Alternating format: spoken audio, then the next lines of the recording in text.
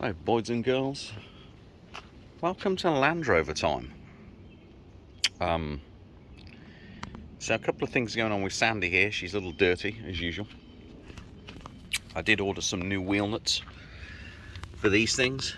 As you can see, once the stainless steel cover, the cap, came off this one, you could tell how rusty the bolt was underneath. So I've actually ordered some, well, rather cheap wheel nuts from Amazon for this thing. So we're going to be putting them on in the next day or two, and hopefully they won't rust too easily. But I have another thing going on with Sandy here, and we'll have a quick look. She's covered in pollen right now. If you go in here, pop the hood on her, so you can tell how polleny she is right now. Yeah, she's looking like a shed.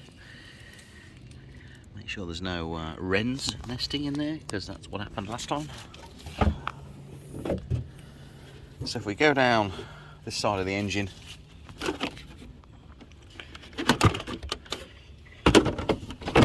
take the cover off here,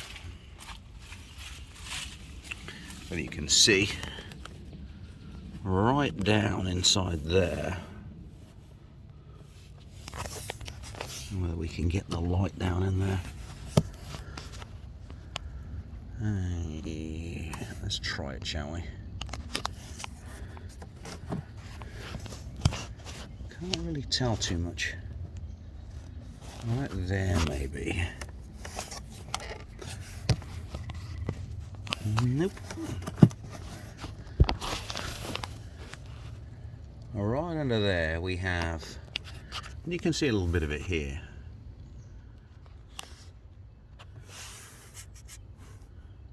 We have a little bit of oil seepage on the valve cover here. So I need to replace the valve cover gaskets. I think the cover itself is okay. This whole unit here is part of the emissions control system.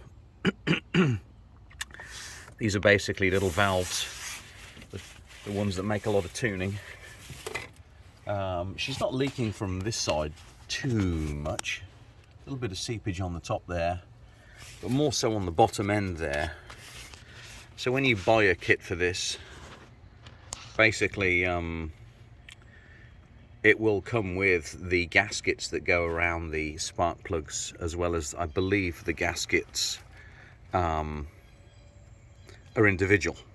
So you'll get the gasket, the primary gasket that goes around the cover, and then you get the individual gaskets for the spark plugs that kind of sit themselves in there. So there's something I'm going to be doing soon, because I did notice it when you park up. You can smell a little bit of burning oil, and there's definitely a little bit of a drip down there. Can't really tell too much. Maybe I can zoom in. Yeah, see a little bit wet down there.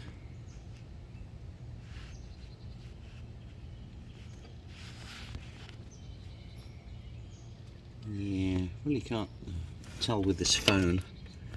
Not a great deal anyway, but there's definitely seepage down there from this cover, and it's something we're going to have to address because it stinks.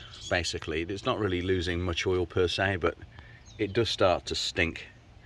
And like I said in one of the other videos I posted on, I am using, actually. Sorry about the mess in my Land Rover here. I don't use 5W20 anymore, and it's because I had a lab report from Blackstone Labs, using the 5W20 with my mileage, and I'm at over 170,000 miles now, about 173,100, something like that. the report showed that I was starting to get certain high metals, which wasn't indicative of good wear. So I switched over to 5W40, and I still use Castrol, and I still pay a little bit more for Castrol Edge.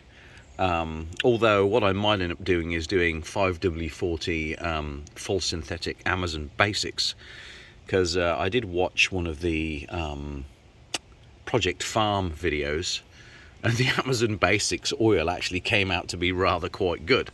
So I will actually probably end up going to Amazon Basics because it's a little bit cheaper. And an oil change for this, including an oil filter, you're looking about, I think with the oil filter, the gasket and the oil, 8.5 quarts, whatever it is, I think you're looking around, I want to say it was around $70 with free shipping. So really not bad at all in reality. But it's one of those things that, like I said, this has to get done now because she's starting to weep a little bit. And I'm actually quite surprised how dry this engine has been, considering it's a 2010. This thing, Sandy, as you can tell, goes off-road quite a lot. Splash marks, yeah, she's in it a lot. And no holding back when she's going through the crap. I'll tell you that now, she gets hammered. So they can do it. You just got to keep an eye on them when they do it. But as you can see, yeah, she's kind of filthy. What else did I do on this? I did put this cloth piece on here because my elbow wore out the pad. It went sticky. And that's about it, really. Yeah, I mean, got my crap up there, little sling, Willow's room in the back, the dog bed in the back. That's about it. But the big thing I've got to do, like I said, is the rocker cover gaskets, and perhaps the spark plug gaskets of the rocker cover that are leaking too. So we're going to check it, find out what it is. I mean, it's all got to come apart anyway, but basically it's one of those things with the mileage expected, and more than likely I'm probably due to, speaking of things that are expected, probably due for a water pump sooner rather than later too. I did change that a while ago, and I think I will be due for another replacement at some point because of the location of the water pump in relation to the belt and the tension on it. You know, and at the same time, well, you can see down there, maybe you can't see in there, the corner of the crossover pipe. So if you are doing the water pump, you might as well do the front crossover pipe too. There is a rear one over in the back there, but that's a pain in the ass, and usually it's the one at the front that fails. So so more than likely the water pump is probably due, although I'm looking at my fluid level here, and she looks okay. There you go, she looks okay, and everything's looking normal in that respect. So that video will be coming soon. I've got to order the parts, and then crikey, unclip a few things there, eh? I've got to order the parts, give this engine a bit of a clean up.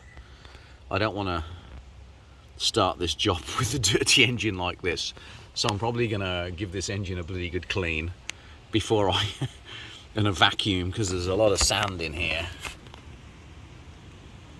awful lot of sand that's kind of just present.